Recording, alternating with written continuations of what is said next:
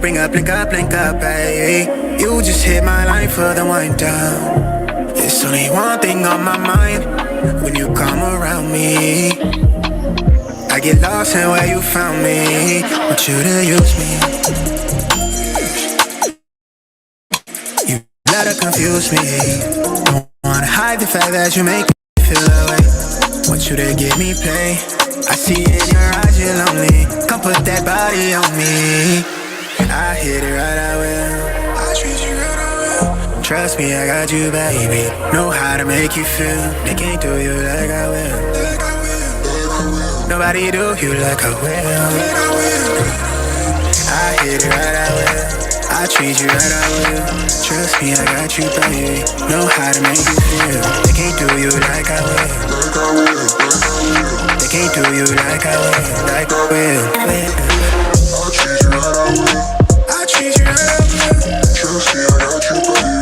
Know how to make you feel. I treat you right, I will. I treat you right, I will.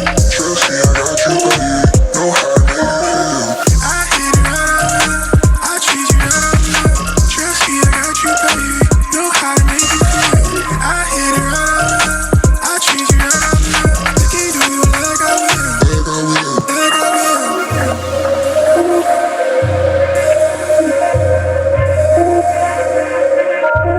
Pick up the phone, little baby. You got me up and I'm wavy. You know I want you to myself. You know you've been driving me crazy. Look at me right in the eye and tell me it's mine. If not, I'ma make it that way. You know I want you in a major way. I bless that body, make you share your grace. I've been trying to get you face to face. Fall through and give you ways to waste. I do what it takes. I make them walls sing on your heartstrings. Say your I treat you right, I will. I treat you right, I will. Trust me, I got you, baby. Know how to make you feel. I treat you right, I will. I hit it right, I will. Trust me, I got you, baby. Know how to make you feel. Trust me, I got you, baby. I treat you right, I will.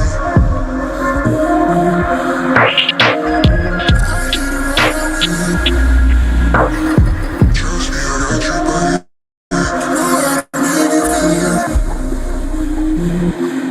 you,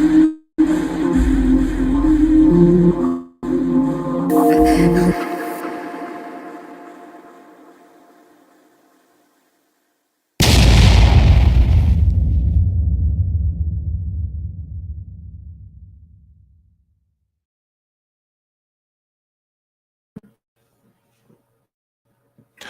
Yo, what up, y'all? It's your boy Rob coming back at you once again with another live stream. So before we get started, you already know what to do. If you're not subscribed to the channel, make sure you hit the bell icon twice. Smash the like button, share this video out to all of your followers, and let's get it cracking, all right? So real quick, just so everybody knows, I'm sure y'all probably got an alert for Reacts. Reacts is running kind of late. You know what I'm saying? So hopefully we will get that Reacts live stream in a little bit later, but we got to get everybody together and we can't link up right now. So hopefully we will get that one in pretty soon. All right. Shout out to everybody who is here. I got some content lined up for y'all today. All right. If you guys can hear me, please give me a thumbs up or radiation emoji in the chat. If you guys cannot hear me, then give me a thumbs down or an angry face and I will work on it. All right. Shout out to Volvo 2 Love. We got Wallow J in the building. We got Catsy up in here. Shout out to Affectionate Lawn Game. We got Crew Royalty. We got DC Precise. Lloyd Sky 9 in the building. All right. So shout out to you all. It is good to see y'all. And we got David Brown in the house. What's good with it, bro? B1. All right. So we're going to start this off. I'm going to try to run through this as quick as possible. Shout out to Deneen. What's good with it, Deneen? Make sure you guys watch this all the way through to the end. All right. It'll take you into the live stream that's scheduled for tonight, which will be a Crimecast, and it'll be a very interesting one. Trust me on that. Shout out to Catsy. You've been 50 shades of pissed off today, huh? That's terrible. You know what I'm saying? So here's my question. How many people have ever heard of a sanctuary city, quote unquote, for the unborn? If that's something that you're familiar with, then give me a thumbs up. If that is not something that you are familiar with, then give me a thumbs down. There's a place called Amarillo City and the city council there listened to the public comments on their thoughts about sanctuary cities for quote unquote the unborn. So let's check this out. At 10, today's Amarillo City Council meeting was a lengthy one, lasting nearly 6 hours. News Channel 10's Sydney Batzloff joins us after attending the meeting and tells us what was brought up. Many showed up at today's council meeting to speak on an item that was not on the agenda: sanctuary city for the unborn. Since this was not on the agenda. So now again, what does that sound like? Sanctuary city for the unborn. What is a sanctuary city for the unborn? If you ask me, it sounds like a workaround for DACA. Since this was not on the agenda, it was only a listening session for council. There was no voting or discussion. Dozens of speakers from both sides, pro-life and pro-choice, packed City Hall, expressing their views on establishing Amarillo as the sanctuary of the unborn. We believe in public. Okay, so what this is, they're talking about abortion, apparently, which is interesting. How are you going to do this? How are you going to do a sanctuary city for abortion? Comment. We want to hear from all of our citizens. This council is going to take their time. We're not going to do anything last minute, underhanded, not going to take something up that you don't know of. Next Tuesday, Amarillo City Council will hold a special work session to get direction. Should put us on solid footing of, what has the state done? And is there anything that needs to be done further? And then can you do something further than that and still abide within state law and state code? There's a lot of parts to the ordinance, including helping someone travel to get an abortion. It's not an ordinance that I'm in favor of. And so what you're talking about is the issue. Now, this right here, honestly, under Texas law, after Roe v. Wade, this sounds like it could be something that could be considered illegal. But I think that it's interesting that they decided to call it a quote unquote sanctuary. Very interesting. And real quick, shout out to everybody that's watching. We got 20 people watching and we got 13 likes. If everybody could take a moment, smash that like button. Also, if you guys have not hit the bell, please make sure you hit the bell and subscribe, and also share the stream to your social media. Issue with that ordinance of, we're going to hold somebody potentially in a private right of action accountable to another individual that may or may not have any bearing, on that baby's life. And so there's a lot of issues in there. And so what you're getting to, I think we're going to get to in that work session. I think what you're seeing council work on is the right role of government in how do we not infringe on anybody's civil liberties and still protect life in the way in which we've seen the state of Texas do it. Mayor Stanley hopes to have a first reading in January. Again, no vote will be taken at next Tuesday's special work session. I don't think that that's going to last. I think that they're going to shut that down very quickly in Texas. But I think it's interesting that they called it a quote unquote sanctuary. Now, do you all remember when we were talking about what's going on in Arizona? As far as the governor, if I'm not mistaken, I believe her name is Katie Hobbs. Somebody correct me if I'm wrong. Shout out to the Hula Gang. What's good with it? The Democrat governor, Katie Hobbs of Arizona, has decided to send the National Guard to the border to try to stop the influx of migrants coming in through Eagles Pass. Okay. Now, I find that interesting and I find that ironic, but I don't find it surprising. And the reason why I don't find it surprising is because the Democrats in most cases are always the party of regulation, and they're always the party of using big government, using big police, using a police state, militarizing the government and different things like that. So I'm not shocked that she's doing that, right? But I don't think it's a bad thing either. But at the same time, I think that there's more to it, and she's not really explaining exactly what it is that she plans on doing. All right, so let's check this out, because again, she's not against the illegal immigration. All she's against is having to utilize those resources in her state for this crisis and not have the intervention of the federal government helping provide the money. So let's see what they're talking about. We got an article here from News Nation. All right. And as you guys can see here, 2,000 plus migrants turned themselves in to CBP. Okay. Arizona governor is sending National Guard to the border. And the reason why is because, take a wild guess, we got another surge of migrants coming through. This is Eagle Pass, Texas live right now, where we're getting word that migrants are turning themselves into Border Patrol by the thousands. And it's not just in Texas. Arizona Governor Katie Hobbs now sending in the National Guard to help with the surge there after issuing an executive order on Friday. The Tucson sector has been the busiest, where an average of 10,000 migrants cross every single day. We bring in correspondent Allie Bradley, who was live in Lukeville, Arizona. And Allie, what do you know about this timeline? Yeah, hey, Nicole. So that 10,000 is across the southern border every single day here in Lukeville. They're saying massive people still. You can see hundreds of people waiting to be processed here in the Lukeville area. And CBP sources confirming to me that these numbers that we're seeing for December are blowing November's numbers out of the water. To be exact, about 37,000 more people have crossed into the U.S. in December when compared to the last month. And that number is 167,000, Nicole. So pretty substantial compared to November. So the Tucson sector is leading the charge. We are seeing the most people showing up to self-surrender to Border Patrol agents there. The majority, as I mentioned, are now. coming Here's the thing, right? I want to make sure that you guys heard this particular part that she was talking about. Did you guys hear when she said that the numbers this month in December have blown the numbers from November out of the water? If you guys heard her say that, then give me a thumbs up. If you guys did not hear her say that, then give me a thumbs down.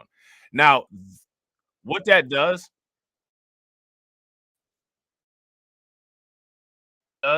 is that proves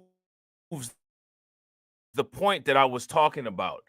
Do you guys remember when I said this is a ongoing infinite problem with finite solutions?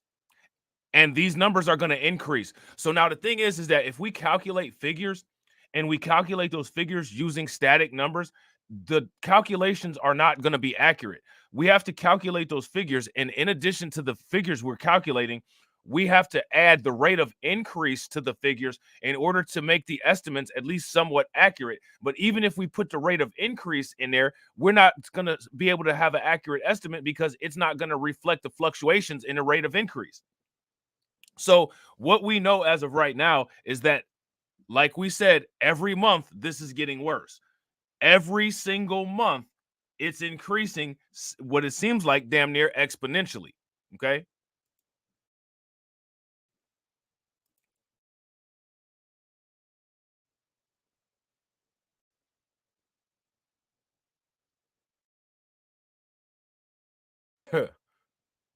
Through the border wall in this Lukeville area. Now, officials here with the Border Patrol say that the crossing has been closed for the last 2 weeks, and that is in response to this sudden surge that we've been watching here of migrants. Shout out to TD Hip Hop Media. My bad. TD Media Group, formerly known as TD Hip Hop Media. Reacts should start at about 4:30. Just got word. We will see, but it should start at about 4:30. Hopefully, I'll be able to get this done before then. And it's so bad that Governor Katie Hobbs has issued that executive order to send in the National Guard. She took to social media writing, quote, "With this executive order, I am taking action where the federal government won't, but we can't stand alone. Arizona needs resources and manpower to reopen the Lukeville crossing, manage the flow of migrants, and maintain a secure, orderly, and human border." This is what Katie Hobbs has done. All right. Shout out to Carla. What's good with it, Carla? With this executive order, I'm taking action where the federal government won't, but we can't stand alone. Arizona needs resources and manpower to reopen the Lukeville crossing, manage the flow of migrants, and maintain a secure, orderly, and humane border. Now, shout out to PD Chicago B1. What's good with it, bro? I want people to pay attention to this situation here, and I want people to analyze it, all right? Let me ask you guys this question. What has Eric Adams done that has been defiant to the federal government? What actions has he taken? I'm not talking about flapping his gums. I'm talking about what has he actually done? What actions have he done that would create a direct intervention that would cause the federal government to say, what you did is not correct, and we're going to intervene and stop that action? What has he done? Shout out to Hurricane IQ. What's good with it? Now, the reason why I asked that is because Eric Adams is all over the news as the face of defiance against the Democrats when it comes to the migrant policies, right? But now you see Miss Hobbs here. She said, screw this. I'm writing an executive order, and we going straight to the border with the National Guard. Literally, how many people have you heard talking about what Katie Hobbs is doing? Aside from my channel, who's talking about the actions that Katie Hobbs is taking? Now, remember, she's a Democrat. She's a Democrat. So my question is, why are people not talking about Katie Hobbs? Where's her articles in the Washington Post? Where's her articles in the New York Times, in the New York Post? Hell, where's the content about her on YouTube? Just saying. Despite continued requests for assistance, the Biden administration has refused to deliver desperately needed resources to Arizona's border. Meanwhile, we are seeing that Border Patrol agents have actually seized 10 improvised explosive devices that were recovered near a port of entry in the Tucson sector. This was on the Mexico side. So you see, they got cartoon sticks of dynamite looking like a container of Pringles. They got all these clips and all that. This is what people are trying to bring into the border. What you plan on doing with that when you come to the United States? Going to the right state for it, though. Texas. Improvised explosive devices that were recovered near a port of entry in the Tucson sector. This was on the Mexico side near Sasabe. So these are some of the photos of the devices that were obtained by News Nation from CBP sources. And we should point out that this is not the first time that Arizona has seen IEDs attempting to be smuggled across the border. Take a look here. Back in May, agents recovered this one also at a port of entry. Meanwhile, in Texas, we've been showing you these wild images out of Eagle Pass. The search continuing there to strain all available resources. Look at all these damn people. This is just one part of the border. Look at this. They got porta potties out there. Do y'all see how many people see the porta potties? There's 3 porta potties sitting out there. You know, those is the nastiest. I guarantee you, those are the nastiest porta potties that you could possibly think of. It's already bad enough when you got to go to an outdoor event, you know what I'm saying? When you got to go to a concert, you know, or, you know, if you go to a festival or a carnival, you know, or a fair or something like that, and you got to go to them porta potties and you try to make sure that you're not touching anything. So you moving real funny on the inside, grabbing paper towels to make sure that you don't touch the door or nothing like that. You know, these porta potties are internationally disgusting. They've got all kinds of body odors and body fluids and stenches and stanks inside of them. And they only got 3. That's like damn near 3 porta potties per every 10,000 people.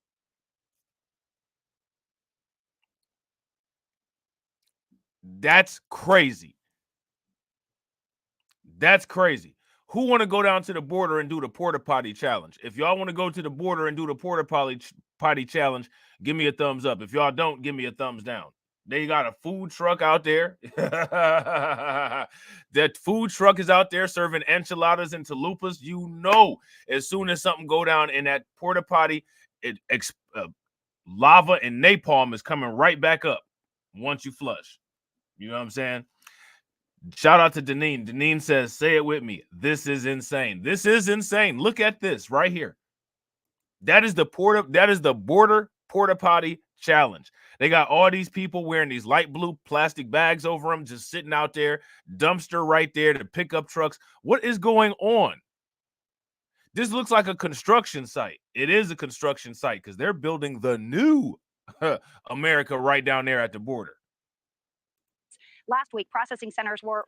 What do they got all these damn plastic bags? Are these ponchos? Is it raining in the desert? Like, what's going on? Why do they have these plastic bags on?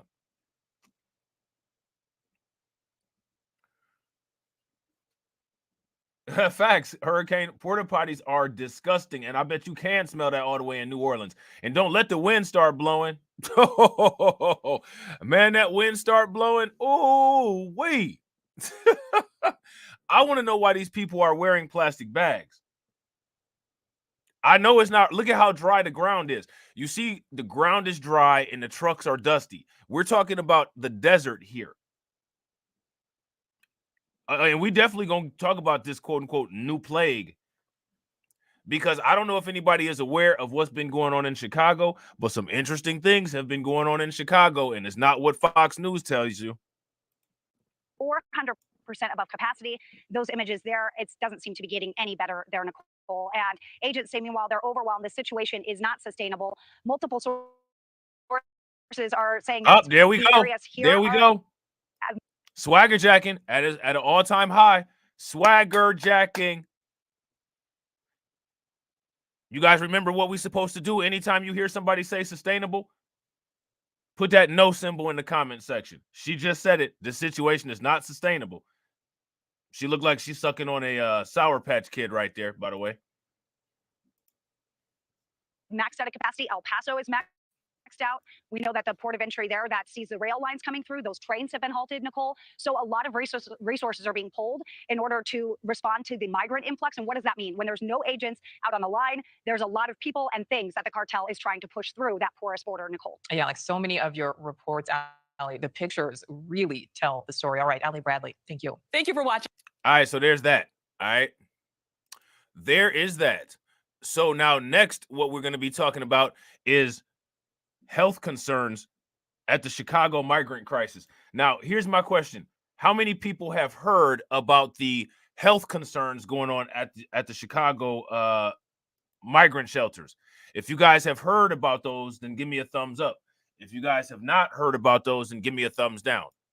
There's some growing health concerns with the migrant shelters. Now, here's the thing, right? It makes sense that eventually there would be health concerns. Why? Because anytime you have a large amount of people breathing on each other, cramped on top of each other, all in a small space, what does that do as far as facilitating bacterial and viral transfer? What does that do? Is that the environment that just makes it right for you to easily get sick as hell? Warm air, bad breath, poor hygiene, dirty conditions, nothing like that to just cook up some bacterial soup to get everybody sick, right? Well, that's what we got here. Growing fears tonight over the safety of Chicago's migrant shelters following the death of a 5-year-old boy. Several shelters now dealing with chicken pox, including the Pilsen shelter where that 5-year-old stayed. CBS 2's Charlie DeMar live. They are dealing with chicken pox. Now, why is that significant? Chicken pox is extremely significant. Why is that significant? Chicken pox is a disease that has been deemed under control by the CDC, by the Center for Disease Control. Chicken pox has not been a problem in a very long time because there's a series of injectable immunities that people get. A lot of children get these injectable immunities for chicken pox in order to be able to use the public school system. You got to be from somewhere that is very, very poor with bad conditions if you have chicken pox and are bringing it here. Now, here's the issue, right? People in the United States have more than likely become lax when it comes to guarding against chicken pox, which means that there's not a lot of people in the United States who probably are up on chicken pox, injectables and different things like that. And what you're going to see is that a lot of these diseases that have been deemed eradicated, or a lot of these diseases that have been deemed as not a threat anymore, will now start to surface again as a result of these people coming into the United States that don't have the same healthcare safety precautions, like the injectable immunity for chicken pox and different things like that, as well as years of dealing with it to get into schools and different things like that. This was a 5-year-old. Now imagine if this 5-year-old got into the Chicago school system. Let me ask you guys this question. What would have happened at the school if this 5-year-old had have gotten into the school system? That's my question for you guys. Let me know what you think. Also, shout out to everybody. I appreciate you guys. We got 40 people in the building watching. Definitely appreciate it. If you guys have not smashed the like button, please take a moment, smash that like button. Also, if you're not subscribed to the channel, subscribe and hit the bell. We got 34 likes and 40 viewers. Let's try to get the likes to 50. Let's go. Growing fears tonight over the safety of Chicago's migrant shelters following the death of a 5-year-old boy. Several shelters now dealing with chicken pox, including the Pilsen shelter where that 5-year-old stayed. CBS 2's Charlie DeMar live for us in Pilsen tonight. And Charlie, at least 3 other kids were also hospitalized there. And Joe and Erica, the city of Chicago not saying if chickenpox caused that 5-year-old's death or caused those other ambulance runs, but within about the last 5-10 minutes, we saw another ambulance leaving this shelter. And residents we spoke to say people are sick inside and that the conditions are unacceptable. Monday, another ambulance pulled off from the temporary shelter in Pilsen that houses more than 2,000 migrants. It's where a 5-year-old boy died from an unknown illness Sunday, and others ranging in age from 1 to 18 have been hospitalized, including this woman's 1-year-old who needed medical Shout out to attention Torian. for What's good with it, fever. bro? Other residents say kids at this shelter temperatures and stomach pain. Mayor Brandon Johnson was asked about conditions at the city-run shelter. They're showing up sick. Are you hearing me? They're showing up sick. Good evening, everyone. Okay, if they're showing up sick, that's a public safety concern, right? You know, I mean, like, I don't know why he's just barking that out as if that's supposed to, you know, I don't know, as if that's supposed to save something or stop something. Or, you know what I'm saying? Like, that's, bruh, what are you doing? If they're showing up sick, yeah, my man, probably not the best idea. Probably not the best idea to continue bringing them in there. If they're showing up sick, then they probably need to set some type of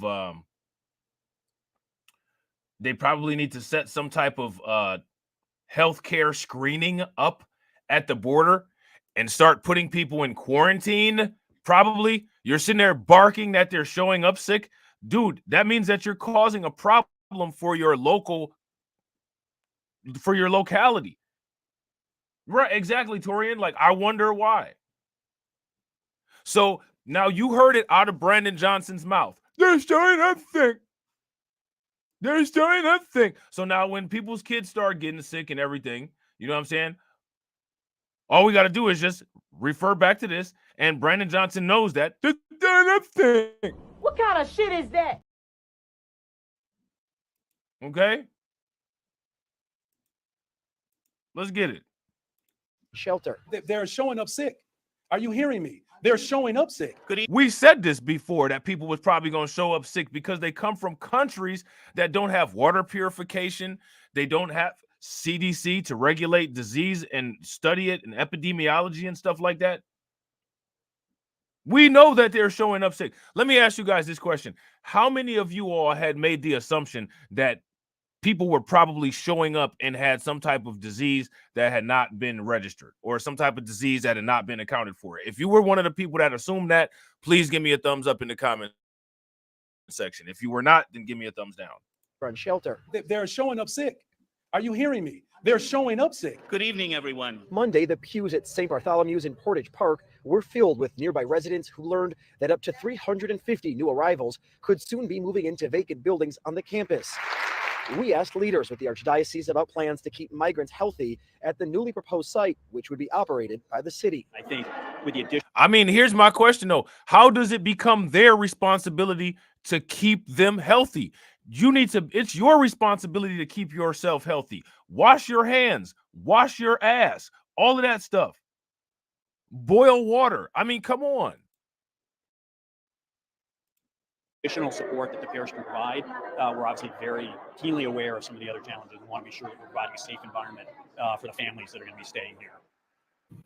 And earlier tonight, I spoke to medical professionals who've been offering their services to migrants since they've been arriving here in Chicago. They say they have tried to get into this facility, but the city has not allowed them in. We asked Mayor Brandon Johnson about it. He says he knows nothing about that. Reporting live tonight in Pilsen, I'm Charlie DeMar, CBS 2 News. Joe. Now, here's my question. What does Brandon Johnson know about at all? Is there anything Brandon Johnson knows about? Because one thing that's interesting and consistent with Brandon Johnson is that anytime anybody has an important question to ask Brandon Johnson, for some reason, what it seems like is that he never knows anything.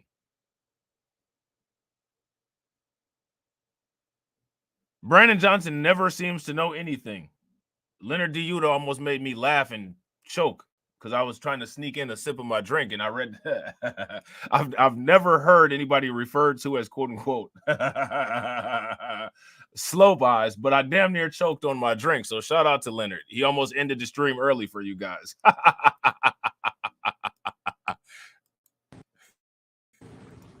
That's right, Rob and Judy. Right now, 25th Ward Alderman Byron Siccho Lopez has just gone into the shelter to conduct what he calls an emergency walkthrough of a place that, according to city records, houses as many as 2,300 migrants, and where, according to those who have spoken to today, there might be an outbreak of illness amongst both children and adults.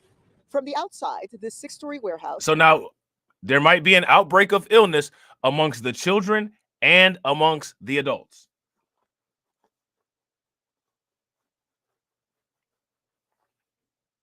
Yeah, you're absolutely right, TD. TD says when conservatives said they were showing up with diseases, they were called xenophobic. Well, they just said that Trump said some quote unquote 1940s style rhetoric about the migrants when he said they're quote unquote poisoning quote unquote the blood of the United States.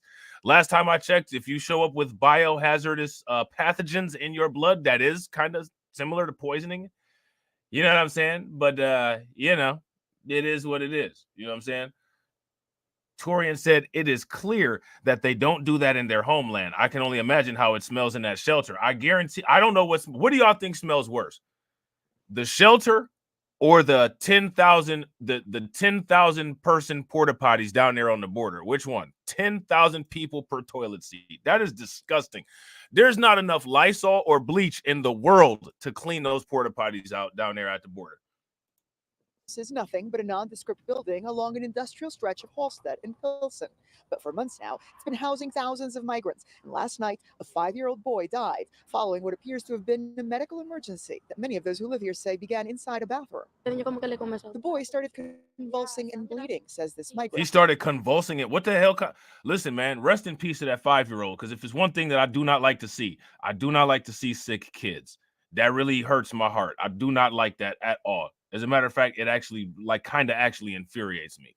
You know what I'm saying? So rest in peace to that boy. But now that we passed the eulogy, what kind of shit did you have going on that you was convulsing and blood was coming all out of the place? What that sounds like some serious shit. Because listen, I'm gonna tell you something. That is not normal. There, you could go to Tabor's Medical Dictionary. You can go to WebMD. I don't care where you go. There is no normal pathology. There is no normal disease process. There is no normal illness that has side effects of convulsion and spitting out blood. That's not normal. That's some serious shit. You know what I'm saying? Shout out to Torian. Torian said, ever seen the movie Outbreak? Convulsing and blood coming out of the nose and mouth were the symptoms. See, that's not good. It's not good. Not at all. You know what I'm saying? Says this migrant whose husband witnessed the episode. Adding, a woman who works there tended to him until the paramedics arrived. They were still trying to revive him when they took him away. Identified as 5-year-old Jean Carlos Martinez, Mayor Brandon Johnson today expressed his condolences and said, unfortunately, many of the arriving migrants are coming into Chicago already sick. Why would you allow them to come in already sick? And on top of it, as far as them coming in already sick, why would you not screen to try to see what it is that they have, to see if you can, I don't know, if there's some low-cost antibiotics or some low-cost antivirals or some way to kind of curb those illnesses, because with these people in the population, and the thing that's crazy about it is these people are sick, and the job that they're getting the most is food delivery. They're going to be breathing all of that bacteria, all of those viruses all over the food that they illegally deliver in Chicago. What you about to see is the winter time is coming. There's about to be a crazy amount of people getting sick. And then when that happens, they're not going to know why. Why is this happening? Why are people getting sick? I don't know. Probably because you have Ebola breath being breathed all over these packages of Uber Eats. You know what I'm saying? People wiping their nose, handing you the pen to sign a receipt, scratching their ass, handing you a bag of French fries, that kind of stuff. That's why. And Brandon Johnson just going to be sitting up there looking like how he's looking right now. I want y'all to do me a favor. Describe how Brandon Johnson looks with this video paused, please. How does Brandon Johnson look? How many people were good at geometry in school? Is his head this? Now, this is why I'm asking. This is a math question. What kind of triangle is on Brandon Johnson's head? Is it a isosceles triangle? Is it a equilateral triangle? Or is it a right triangle? Let's go. We're gathering information, as I've said before, at every single site throughout the city of Chicago. We provide on-site medical care. That's not what we're hearing from many of those who live here, however. Several migrants saying today illness is rampant among the children, with very little, if any, medical care being given. Most don't want to show their faces for fear of retaliation. There is a chickenpox outbreak, says this 28-year-old mother of two. There's a flu outbreak. Children have scabies. Shit, hey, whoa.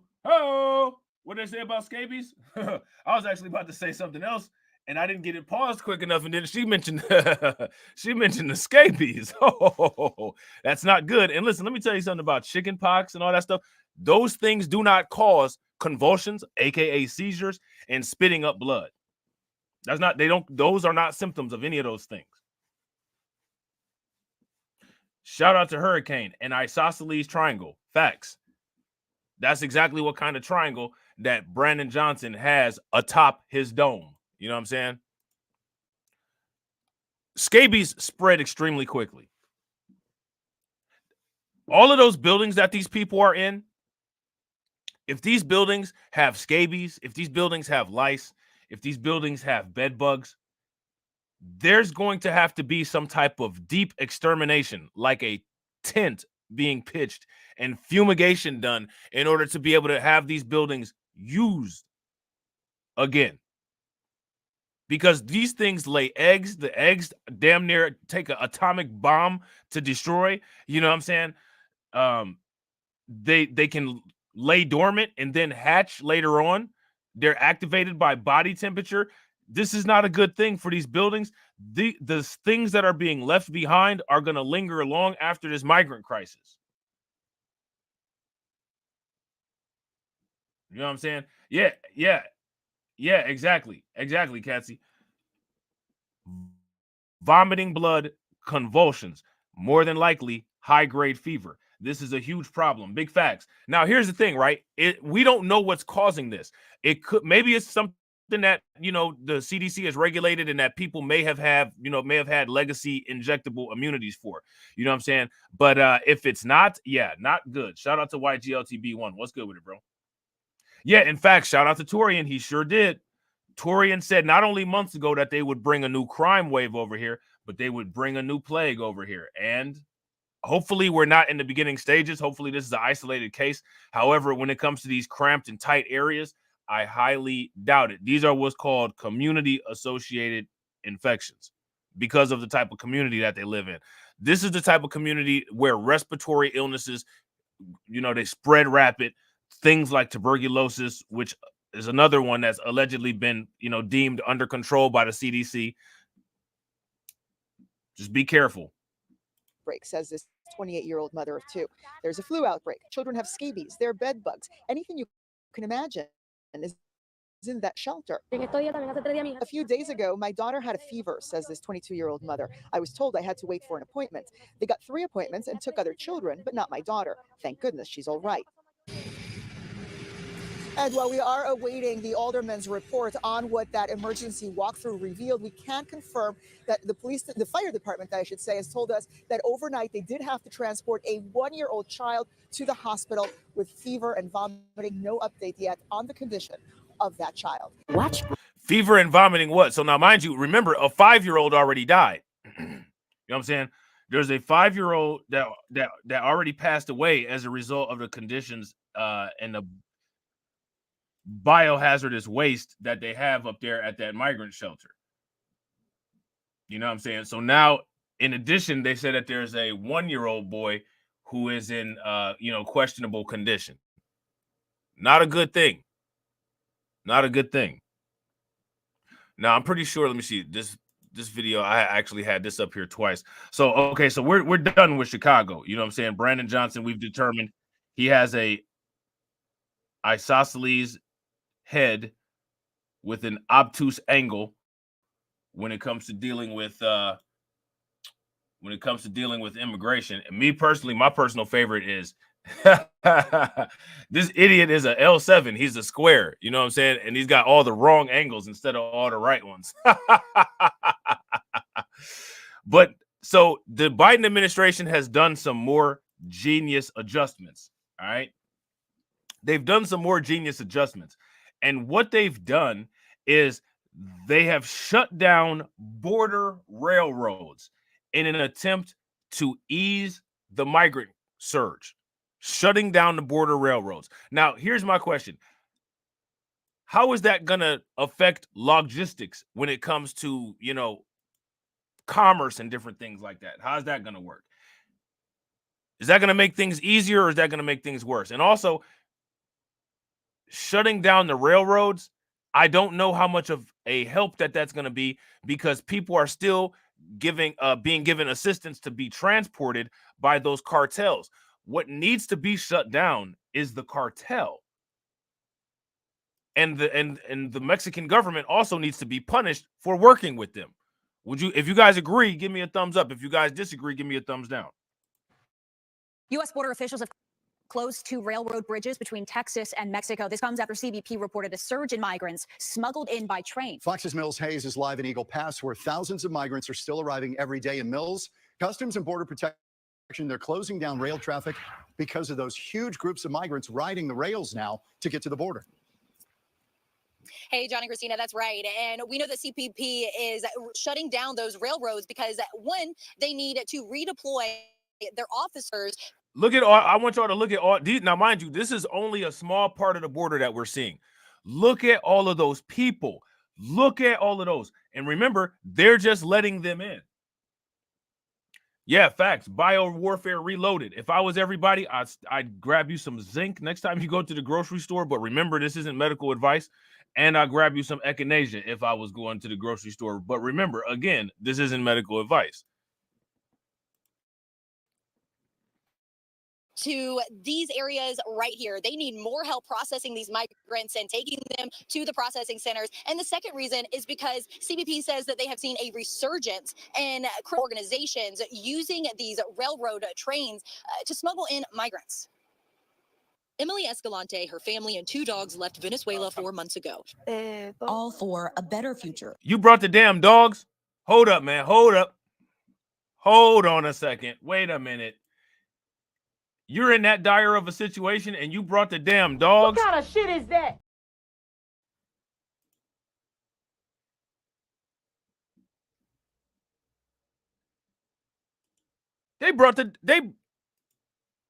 Is it really that much of an emergency if you brought the damn dogs?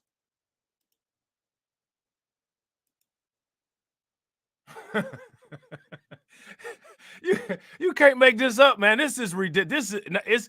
It's beyond where this can be talked about seriously anymore. Emily Escalante, her family, and 2 dogs left Venezuela 4 months ago. All for a better future and for the situation of our country. They traveled 8 days on a freight train from Mexico City to Piedras Negras, Mexico, where they crossed the border into Eagle Pass last week. Now CBP is shutting down that same rail track that brought them to the U.S. Because of the massive increase in migrants, CBP has also closed a port of entry in Lukeville. Do you see all of these damn migrants? Look at all these people, man. Look at this. And they coming in. You see this train? There's a train away from where this hole in the ground is. They're coming in on the tops of those trains too. Deneen said just a doggone minute. Right. just more like just a doggone migrant. Increase in migrants. CBP has also closed a port of entry in Lukeville, Arizona, a pedestrian crossing in San Diego, and a vehicle crossing in Eagle Pass, Texas. Our economy is greatly impacted because a lot of our customers are from Mexico. When Rebecca Flores travels to Mexico, the drive back to the U.S. used to take 30 to 45 minutes. Now she says it's taking 4 to 5 hours. It's just very difficult to have to be in line for hours, you know, especially if we have to come back to tend to our families and or our jobs. One economic development group says every minute of delay in goods across the border costs the American economy millions of dollars. So now here's my question. What do you all think? Do you think that they've even calculated how much these delays are costing American people? Yeah, we're taking care of people and the pets. We're taking care of the people and the pets. That's what we're doing. So this latest shutdown will dramatically impact businesses, and hopefully it will be a short-term problem. But clearly the longer-term solutions have to take place in Washington. These rail shutdowns are going to have far-reaching impacts all across the country, not just in these border communities. I spoke with that one economic group who tells me it's going to impact states all the way up to Michigan. Many who rely on the auto industry for work, well, they also rely on goods that are coming over from Mexico that are now going to be taking much longer to get there. In Eagle Pass, Mills Hayes, Fox 10 News. All right, so there's that. So that's good news, right? Everybody's just ecstatic to hear that. So what we're going to do now is talk about some measures that the Biden administration claims to be doing. And what this is more on this quote unquote railroad closing. Now, here's my question. I don't see what the railroad closing is going to do to help. It's not going to slow down the migrant surge because the railroad usage is a relatively new form of transport that's being used. And these numbers were already increasing before that form of transport was being used. So my question for you guys is, how effective do you all think that this is going to be? Let me know what you guys think. And also real quick, shout out to everybody watching. We got 50 people watching and we got 44 likes. If everybody could take a moment, smash that like button. Also hit that bell if you're not subscribed, and please share the stream to your social media and try to get us to 70 likes. That would be great. Uh-oh. Hold on real quick. My bad. I thought I had the video up. Man, I don't really make mistakes like that, and I just did. I'm irritated. Give me a thumbs down in the comment section. Your boy too OCD to be making mistakes like that. Boo. Boo. Y'all gotta boo me. I can't be messing up like that. You know what I'm saying? I cannot be messing up like that. You ain't black. People be saying all kind of stuff to me. I don't think you've changed a thing. Go on, jump. No, I don't want to jump. Yes, you do. You smoke crack, don't you? All right, let's get it. The Biden administration is taking steps to deal with a surge of migrants crossing the southern border into Texas. U.S. Customs and Border Protection announced Sunday it will temporarily suspend operations at the International Railway crossing bridges in Eagle Pass and El Paso, Texas. The agency says the temporary closing will allow Border Patrol agents to focus more on processing migrants who have already entered the country. And meanwhile, the chances of passing a funding bill for Ukraine before the end of the year looking very grim as negotiations continue on Capitol Hill. Madeline Rivera has more from Washington. Congress may be closing in on a deal to tighten the southern border. Homeland Security Secretary Alejandro Mayorkas joined senators on Capitol Hill in a flurry of talks this weekend on a package tying border security and Ukraine aid. As the president has said, it's important to move this forward, and he is willing to negotiate in good faith, and he is willing to make compromises both on the policy front and on the border security front. But the chances of passing a bill before the end of the year are looking closer to a holiday miracle. Lead negotiators have yet to release a framework agreement and admit Democrats and Republicans would need time to review the legislation before putting it up for a vote. There are a number of significant issues our colleagues are still working to resolve. The effects of years of failed border enforcement are compounded. Progressives. Hey, can everybody give Mitch McConnell a round of applause for staying awake during a sentence? Yay! Congratulations, Mitch. He did it. He stayed awake to complete a sentence. Shout out to him, man. Shout out to him. That's an improvement. A balk at some of the proposals, which could include restrictions on asylum. Still, a compromise could give the president a much-needed bump on immigration, an issue where his administration has struggled. Finding the middle ground is exceptionally hard, and both sides must accept that they will have to make concessions, and it's going to take some more time to get it done. Meantime, former President Trump is facing backlash from his Republican presidential rivals after saying over the weekend that immigrants coming to the U.S. are, quote, poisoning the blood of our country. We need a nominee who's going to be able to press the case against Biden's failures without getting involved in stepping in it or doing things that are going to divert attention. A recent Fox News poll shows 8 in 10 voters describe the southern border as a major problem. If not, Now, let's do our own poll in here. If you see the southern border as a major problem, give me a thumbs up. If you guys do not see the southern border as a major problem, give me a thumbs down. And Ron DeSantis, you have no chance. So, good luck. not an emergency. In Washington, Mather Rivera, Fox 32 Chicago. All right, so there's that. All right. Ron DeSantis is he's such a detestable person.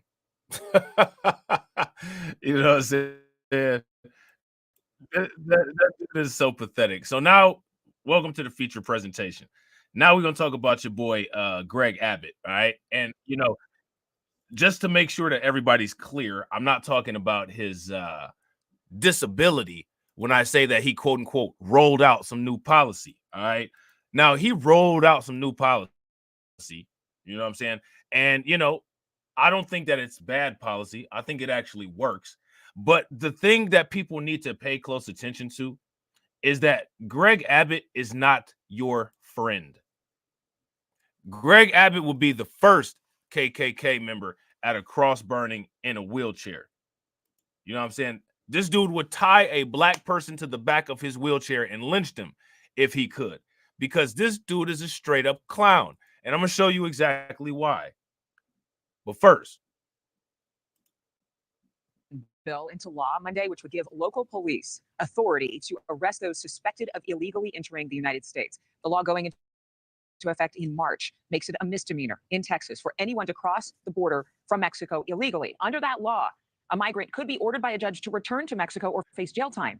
And then illegal re-entry would be classified as a felony. The AC would challenge the law. Now, I don't have a problem with this policy. I don't think that this is a bad idea. What do you guys think? Yeah, in fact, shout out to Kip Doctor. Kip Doctor says Greg Abbott has been the governor since 2014 and just started doing something about the border last year. Facts. Now, here's my question. A lot of people have talked about this, right? And now we're going to be, and I don't know if you guys are subscribed to the channel called Undocumented, right? But if you're not subscribed, make sure that you subscribe to that channel, because we're going to be going over this in much more detail and watching him explain it. If you're in favor of this policy, give me a thumbs up. If you're not, then give me a thumbs down. Now, shout out to Deneen, because Deneen asked the question, so it wasn't illegal before this policy. What I think that they mean is that this now gives the state judges and state law enforcement jurisdiction to be able to prosecute these people. I think before it was only federal. If somebody is, if somebody knows if you can correct me if I'm wrong or verify if I'm right, let me know. But I think that's what the situation was. So basically what this is that this gives the state judges the right to hear cases that would allow them to send people back for violating these border laws, as well as state, local law enforcement, the ability to be able to arrest people for suspected illegal border crossing. So it gives the state a bit more jurisdiction over managing things, which I don't see a problem with, especially seeing how the state is on the border. I don't see a problem with that. Texas Governor Greg Abbott, he has signed a new immigration bill into law Monday, which would give local police authority to arrest those suspected of illegally entering the United States. The law going into it in March makes it a misdemeanor in Texas for anyone to cross the border from Mexico illegally. Under that law, a migrant could be ordered by a judge to return to Mexico or face jail time. And then illegal re-entry would be classified as a felony. The ACLU has said it would challenge the law in court, though nothing has been filed yet. And that immigration law was signed on a day where Eagle Pass saw more than 4,000 migrants cross into Texas. Customs and Border Protection's order to suspend 2 railway crossings is not slowing down the surge of people walking in on foot, and agents' resources are being stretched thin. In fact, there's just not enough people. There's no manpower. Jorge Ventura is joining us live now from Eagle Pass, Texas. And Jorge, there was a group of people behind you when you brought us that news on Monday morning. Is it the same picture now? Adrian, the situation actually just continues to get worse. Now, on Monday, there's around 2,000 migrants here waiting to be processed. Take a look at the scene right now. It's actually quite remarkable. There's around 3,000 migrants now, and that number is going to climb pretty drastically. We're going to reach around 3,500 pretty soon. So again, you see them all, and they all got on plastic. They all wearing these plastic ponchos, and it's not raining, and I'm sure it's hot as hell. Because large groups are starting to come process all of these migrants. You can clearly see some of here are laying on the ground just attempting to get sleep. Now on Monday, record level crossings, 4,000 illegal crossings just in a single day, while another 4,000 migrants are currently in CBP custody here in Eagle Pass. News Nation drone capturing these images of thousands of migrants waiting to be processed by Border Patrol agents as large groups of over 100 migrants crossed into Eagle Pass throughout the day, overwhelming Border Patrol agents and resources. Many other migrants here arrived on Sunday as they waited to be processed. Eagle Pass is averaging over 2,000 illegal crossings per day, but that amount doubled on Monday. Border Patrol agents telling News Nation this is the worst they've ever seen them. So you guys see they've been averaging that 2,000 per day, but then they said just recently it doubled. So now here's my question. So if it doubled, it went to 4,000. So if it doubles again, then it's going to go to 8,000. If it doubles again, then it's going to go to 16,000. If it doubles again, 32,000, 64,000, 128,000. You see what I'm saying? It's going, or I think that's 132,000. It's going to get worse. Migrant surge in Eagle Pass. Migrants from all over the world are traveling on freight trains to the U.S. border in mass number. Now, sources in Mexico telling News Nation that Mexican officials in central Mexico are conducting operations on freight trains removing migrants on the way to the U.S. border. Now, despite these operations, it has not slowed down the nonstop flow of migrants headed to Eagle Pass. Monday was the first day that the international railway crossings in El Paso and Eagle Pass were suspended by CBP to redirect migrants. See, so they've shut these railways down. And as you guys just heard, them shutting the railways down has not changed anything. It's not stopped the numbers. It hasn't helped the situation at all. You know what I'm saying? To assist in the processing. Now, Union Pacific responded to this decision by saying, quote, Union Pacific urges the Eagle Pass and El Paso border crossings be reopened immediately. Roughly 450,000 rail shipments move across these two gateways annually. These locations represent 45% of cross-border Union Pacific business and include goods critical to the U.S. economy. The Texas Association of Business saying in statement, quote, closures will disrupt legal trade, commerce, and retail. This is a big mistake. So there's that. See, you guys see this, right? This is what we're talking about right here. Closures will disrupt legal trade, commerce, and retail. This is a big mistake for CBP, and timing couldn't have been worse. Of course, right during Christmas, right during New Year's, right during the holidays, this is going to cost businesses and consumers millions of dollars. Safe for CBP, and the timing couldn't be worse. And yesterday, we also spent some time on the Mexican side, and Mexican officials on the Mexican border did not stop. Just a massive groups going through that Rio Grande. It's a really dangerous area here because the drownings have increased in the area. But once again, just look at the scenes here, and it looks like we're going to get more groups continuing to come in here. We see a little bit more now trickling in. But right now, around 3,000 migrants, including children, are here. Many of the migrants that you see here actually arrived yesterday, so they are still waiting to be processed. Now, the processing center in Eagle Pass is at over capacity. It's actually built only for 1,000 migrants. There's nearly 5,000 migrants in capacity right now. And what officials are saying is they just never seen images like this from Eagle Pass. So this is an area that I've been reporting in the last couple of years, and we've never seen it like this. This is just a historic migrant surge that's occurring right now in Eagle Pass. Thank you for watching. Go to newsnationnow.com. All right, so there's that. All right, so yeah, there's that. So now what we're going to talk about briefly, all right, and like I said, you know, for people that are interested in a more in-depth explanation of this, make sure that you guys are subscribed to the channel called Undocumented. And if one of the moderators can put the link for the Undocumented channel in the chat, that would be great.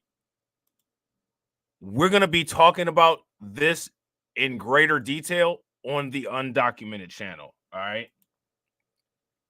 So this is going to give an explanation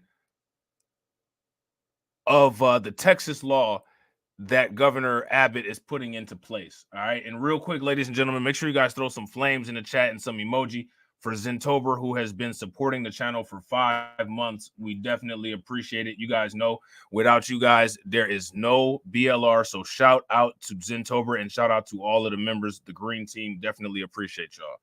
New development in Texas. Governor Greg Abbott is now allowing Texas state and local police to arrest migrants they believe are in the U.S. illegally. He says he's taking the action because the White House won't. Biden's deliberate inaction has left Texas to fend for itself.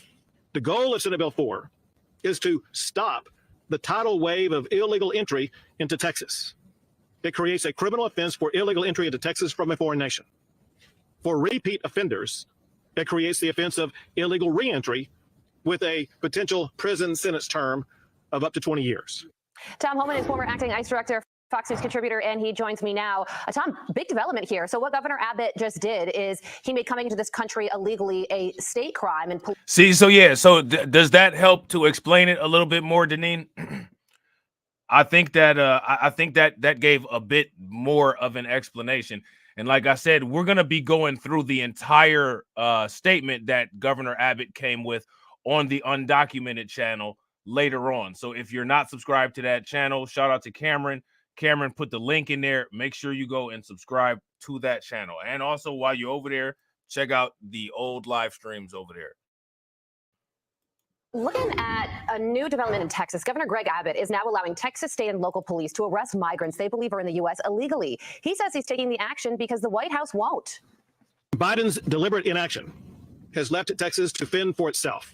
The goal of Senate Bill 4 is to stop the tidal wave of illegal entry into Texas. It creates a criminal offense for illegal entry into Texas from a foreign nation. For repeat offenders, it creates the offense of illegal reentry with a potential prison sentence term of up to 20 years. Tom Homan is former acting ICE director, Fox News contributor. Now, let me ask you guys this. How many people like what they hear and they think that that is good and that those measures should be implemented? If you like those and you think that that's a good idea and you think that that'll be effective, give me a thumbs up. If you don't like that and you do not think that it'll be effective, then give me a thumbs down. And he joins me now. Tom, big development here. So what Governor Abbott just did is he made coming into this country illegally a state crime, and police can arrest illegal immigrants as a result of this, wherever they are in the state. What do you think about this? I'm behind them 100%. I mean, the federal government has abdicated their responsibilities to secure the border. And look, the Biden administration has been very successful on the open borders agenda. They haven't done a single thing to slow the flow. This isn't mismanagement. It isn't incompetence. It's by design. He ran on open borders, and you got to give him credit. He's kept his promise. So I salute Governor Abbott. I mean, we got to protect this country, and we look at the known how many people off the terrorist watch list have been arrested, an historic number. Governor Abbott's trying to protect Texas, and in doing so, he's protecting this country. Yeah, the other side is saying that this is unconstitutional because immigration enforcement is a federal responsibility. But to your point, what if the federal government isn't doing the enforcement? So there's certainly going to be a legal showdown on this front. One of the big issues right now, though, Tom, is that once migrants are in this country who cross illegally, they're here to stay. If you look at the deportation numbers, Trump versus Biden in 2019, under former President Donald Trump, there were over 260,000 deportations. In 2022, that number dropped to 72,000. And you say that if Trump wins, you want to help launch a massive and historic deportation program where no one is off the table. What do you mean by that? Well, if Trump actually wins the presidency and they ask me to come back, yeah, it has to be done, Kari. I mean, what is the alternative? I mean, if millions of people are entering the country illegally, making a false claim to asylum, because the data clearly shows nearly 9 out of 10 of these people will be ordered removed by an immigration judge. So we spend billions of dollars in due process. Okay, you can claim asylum, you get to see a judge. But at the end of all this, if a judge says, federal judge says you must leave, we have to execute those orders. If we don't, then might as well shut down the immigration courts. Might as well take the board. There's a system in place. We'll give you the due process, but if you lose, you got to go home, because your alternative is, okay, you let millions stay. What's that going to do? Just brings millions of more. We're a nation of laws. You have the right to claim asylum, but if you get order removed, we have the right to remove you. That is the way the law reads. We're a nation of laws, and we got laws. So if Trump is reelected, would you want to go back as leading ICE, immigration and customs enforcement? If the president of the United States wants me to come back, it's something I strongly consider. Of course I would, because I've done this for 34 years. I've never seen historic illegal immigration like I've seen in the last 3 years, and I think the fourth year is going to even be worse. This country is in trouble. It's not just illegal immigration anymore, Carly. We're talking about known suspected terrorism. We're talking about a record number of women and children being sex trafficked in the United States. We're talking about the border so open, we got large amounts of fentanyl that's killed over 100,000 Americans. It's time that we act and secure this border and protect America. Yeah, you know, also, Tom, Mexico is a big part of this. And it's really a country that's completely held hostage by the drug cartels that have seized complete control of the southern border. How would you describe the situation in Mexico? Would you say that they're incapable of getting rid of the drug cartels, or are they just unwilling to do it? I think it's a little bit of both. I think they don't have, cartels are very powerful. They got military grade weapons, military grade explosives. They're very powerful. I think the government's having a hard time, even if they wanted to take them on. But the problem So now here goes my question. If the United States government doesn't have the ability to take on a cartel, how do they think they're going to take on Russia or China? You know what I'm saying? If the United States can't take care of the cartel, how are they going to take care of Russia or China? You know what I mean? Much of the military, much of the law enforcement are corrupt. I'm not saying every cop in Mexico is corrupt or all the military is corrupt, but corruption is a huge issue in Mexico. It's going to take the United States of America to take these cartels out. Yeah, well, that's something that Governor Ron DeSantis is talking about, and it would certainly be a big news item if that ended up happening under whatever Republican administration happens in 2024 if the Republican candidate does win. In 2021 alone, cartels made an estimated $13 billion in human trafficking and drug smuggling alone. $13 billion. We in the wrong business. Shout out to all the YouTubers. We're in the wrong business. I want to be clear, Carly. I retired twice, I retired twice. I'll come back twice. I'll come back a third time because I'm more concerned about the safety and security of this country right now than I've ever been in my career. You feel like there's unfinished business that you can control. Tom, thank you so much for joining us. Absolutely. We appreciate it. All right, so there's that. All right, so yeah, like I said, subscribe to Undocumented. We're going to go into that in a little bit more detail.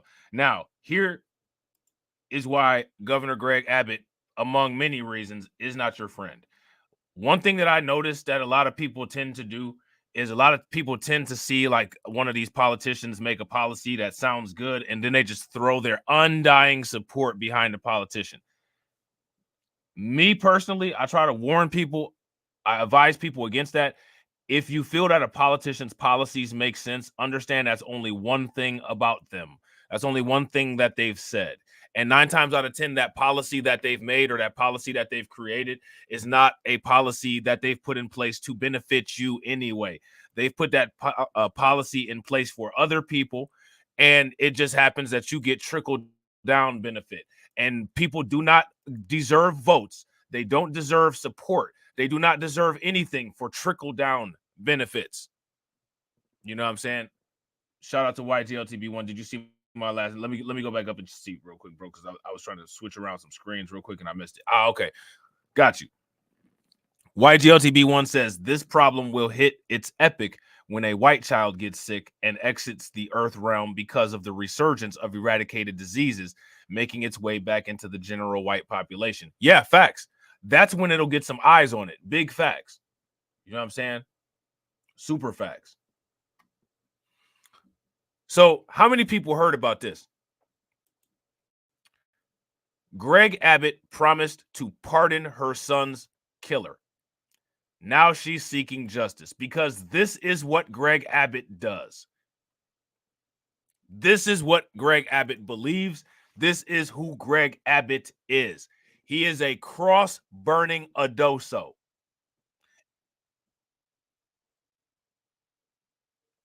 He is a cross-burning, anti-black, human piece of garbage adoso. No more, no less. If an adoso or another piece of crap like him said the sky is green, or it said the sky is blue and the grass is green, just because he said something that made sense in one instance does not mean that people should just jump out the window and think that this dude is a cheerleader for them. I'm telling y'all, he is not. Now, you'll hear a whole bunch of content creators on YouTube and, you know, they'll say one thing and say the other thing, but then just ask them about this, right? Because there's a lot of people that try to frame their message in a certain way to appeal to people. And they do it to appeal to people to try to make you go soft on these clowns that ain't trying to go soft on us, because they feel a certain kind of way. They want to get the camaraderie. They want to be, you know what I'm saying, finding something in common with a bunch of clowns. You know what I'm saying? Shout out to Zentober. Facts. A couple people just unsubscribed. And thank goodness on YouTube it's billions of people. So, you know what I'm saying? They'd be lost like some fish in the sea. You know what I'm saying? It is what it is. It is what it is. Now, check this out. Greg Abbott. Now, people want to unsubscribe from my channel, right? Greg Abbott wants to pardon a killer of a person who unsubscribed somebody from life. And check out why.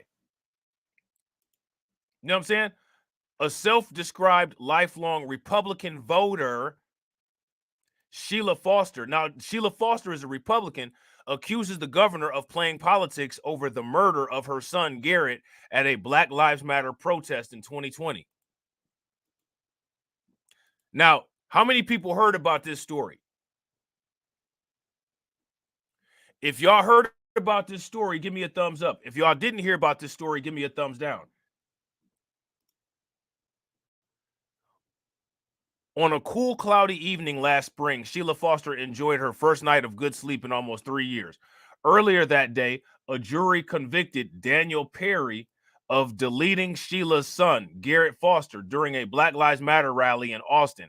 Perry, a white U.S. Army sergeant who was driving for Uber, ran a red light one night in July of 2020 and drove his vehicle into a crowd of protesters. Foster, a white 28-year-old Air Force veteran, had been carrying an AK, which is legal in Texas, and approached Perry's car.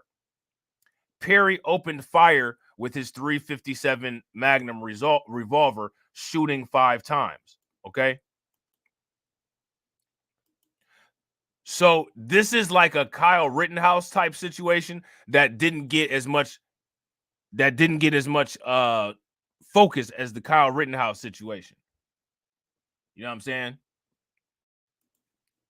Witnesses at Perry's trial testified that Foster did not raise his weapon, that accorded with Perry's initial answers to law enforcement when he was first questioned after the shooting and told police, "I believe he was going to aim at me. I didn't want to give him a chance to aim at me." Now, is that a defense? This sounds real Rittenhouse-ish, doesn't it? So now here goes my question. Why did they put so much emphasis on the Kyle Rittenhouse stuff and not so much on this? Because this is some more PC on PC crime. But the thing about the PC on PC crime with Rittenhouse and the PC on PC crime with this right here is that both Rittenhouse and this individual, they were out here aiming for black people. They wanted to harm black people, and it just so happened that a PC person got in their way.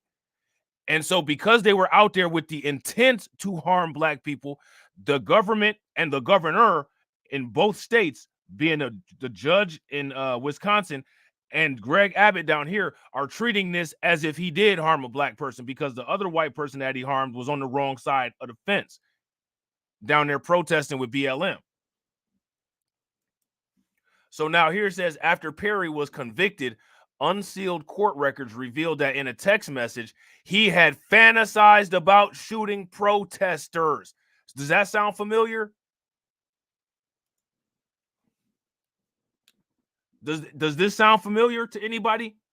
Now, if it's people that's on YouTube that's sitting up there acting like they're outraged about what happened in Buffalo, but then trying to tell you that Governor Greg Abbott is your friend, they full of shit. Because Governor Greg Abbott is trying to pardon this dude.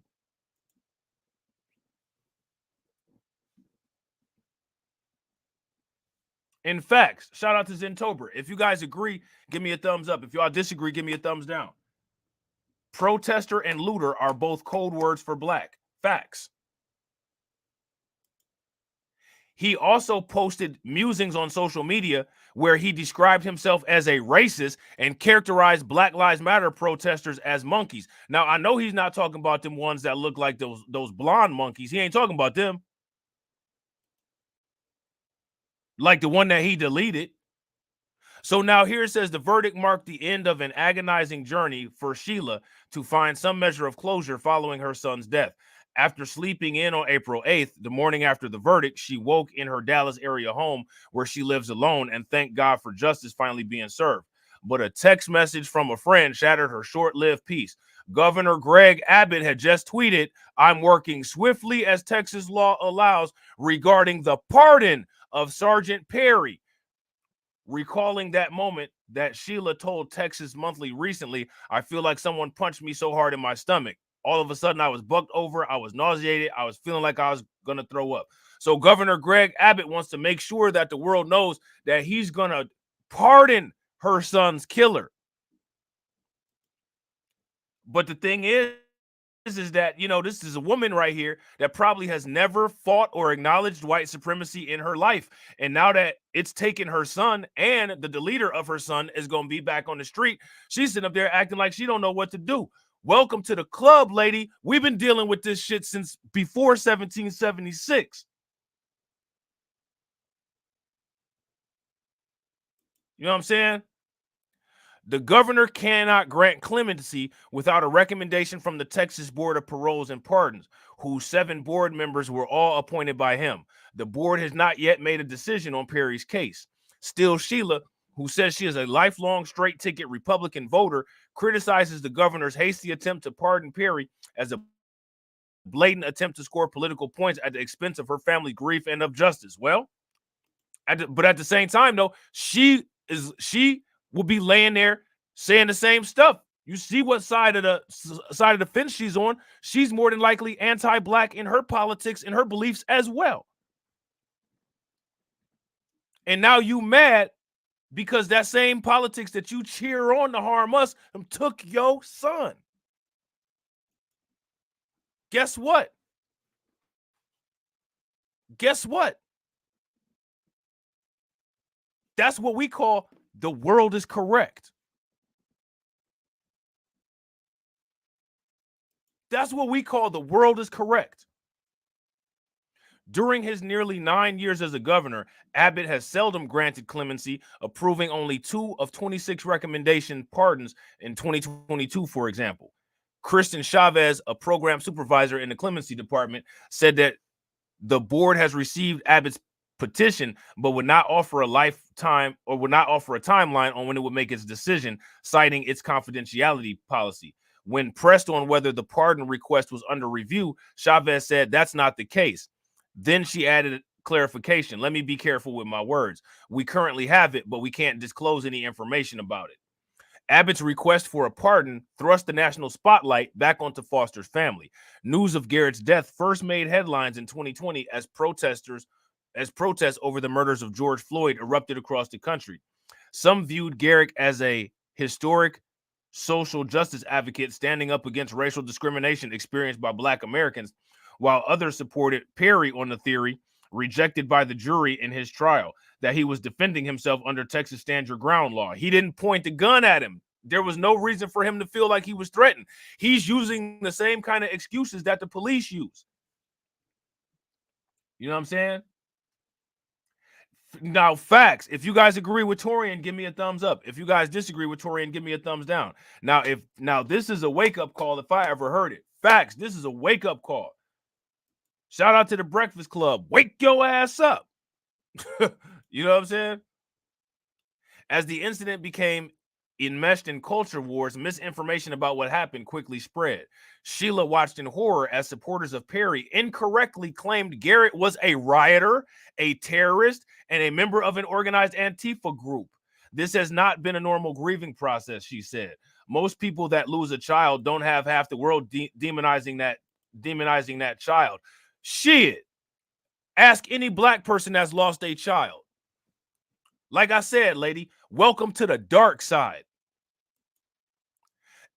As the case unfolded in court of public opinion, Sheila began receiving hate mail in her private social media inbox.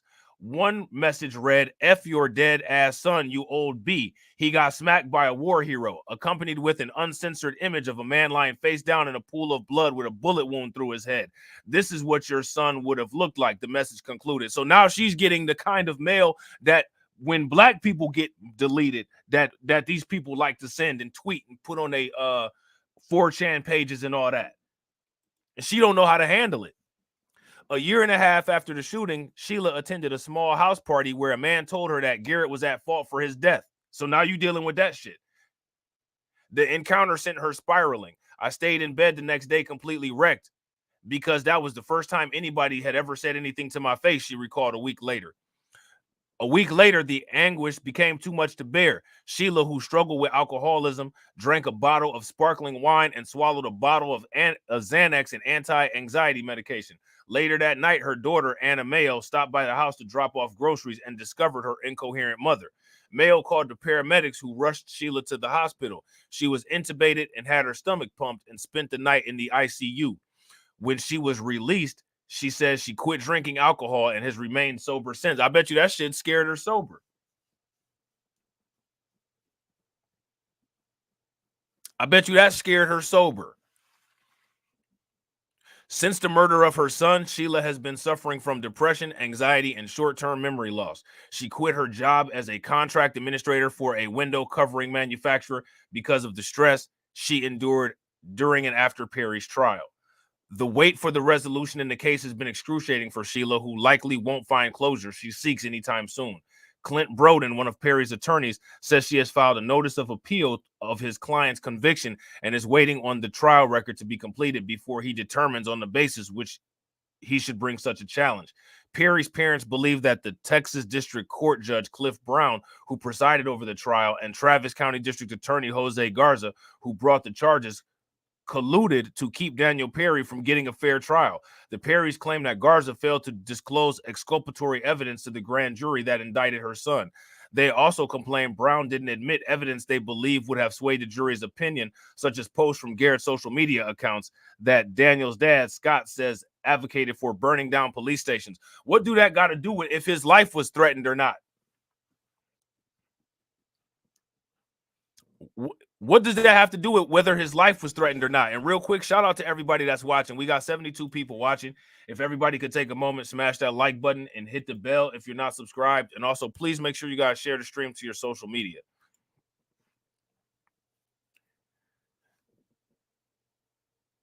Daniel's dad, Scott, says advocated for burning down police stations. I think that Brown and Garza got together to say, how can we keep our buddies happy? Scott told me.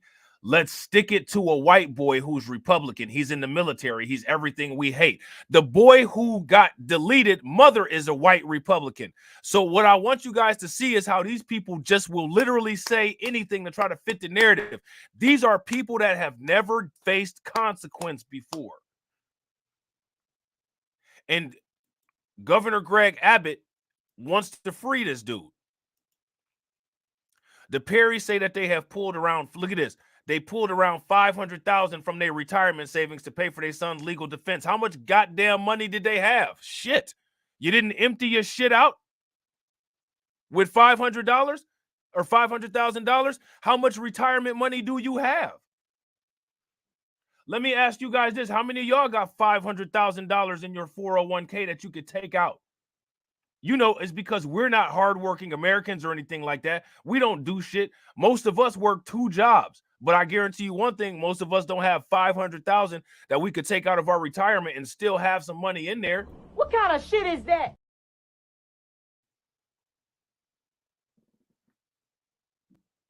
How many of y'all got $500,000 that y'all could just take out right now of your 401k? This is average for them. They have also received death threats from an officer from their local police department, or they have also received death threats, and an officer from their local police department confirmed policemen kept watch on their house for a couple days before the verdict. Daniel Perry's mom, Rachel, is currently taking medications for depression and quit her job as a nurse because she's unable to focus at work. So she's getting a check. Sometimes I can't sleep at night. It's like living hell, Rachel said. While in prison, his parents said Daniel threatened to delete himself and spent a couple weeks under observation in the medical unit. Well, according to Neely Fuller Jr., you know what I'm saying? Wherever you send somebody, that's where you need to send yourself. So that was the right contemplation to make. You know what I'm saying? So now that we've gone through that, and there's plenty of other examples, Governor Greg Abbott is not your friend. So to all of those content creators that are undercover conservatives and all of that stuff, and they try to, you know what I'm saying, talk to their audience and try to sell them some conservative BS, you know what I'm saying, by showing them some policy and say, see, this is good, this to help black people. The policy might be helpful, but the idiotic politician is not. So make sure that you guys know how to draw that line real deep, you know what I'm saying, with a Bowie knife. So with that being said, ladies and gentlemen, I hope you guys enjoyed the stream. We're about to start Reacts, I think. So if you're not subscribed to Reacts, make sure that you guys go over there and check Reacts out. If one of the moderators could put the link for Reacts in the comment section, that'd be great. Shout out to Zentober and the whole Green team for 5 months of support. Definitely appreciate it. Please leave comments. And as always, ladies and gentlemen, life. Yeah, I'm really talking my shit like I'm really him. Hold up, look, walking this bitch like, hey. Yeah, I'm really him. Talking my shit like, hey. I'm really him. Don't believe me? Come and see me. Got 3 wishes from my genie. Now I'm on your local TV. Y'all on tour, got demons. Say she wanna come and see me when I'm in a local city. I'm like, pause though. Please step aside so they can see me. And I walk up in this light. Yeah, I'm really him. Talking my shit like I'm really him. On God. Walk up in this light. Yeah, I'm really him. Talking my shit like I'm really him. I'm the realest from my city. That's on my knee, that's on Kiwi, that's on mamas. Niggas don't believe me, come and see me. I been dodging all that face. All these niggas working broke, but I been getting paid. All that know me from the street. Flexing for what feature, that's like every other week. Talk behind my back, I kick my feet up, have a seat. Cause at the end of the day, all these watching me as I walk up in this light. Yeah, I'm really him. Talking my shit like I'm really him. On God. Walk up in this light. Yeah, I'm really him. Talking my shit like I'm really him. On God. Walk up in this light. Yeah, I'm really him. Talking my shit like I'm really him. Hold up. Look, walking this bitch like, hey. Yeah, I'm really him. Talking my shit like, hey. I'm really him. Hold up.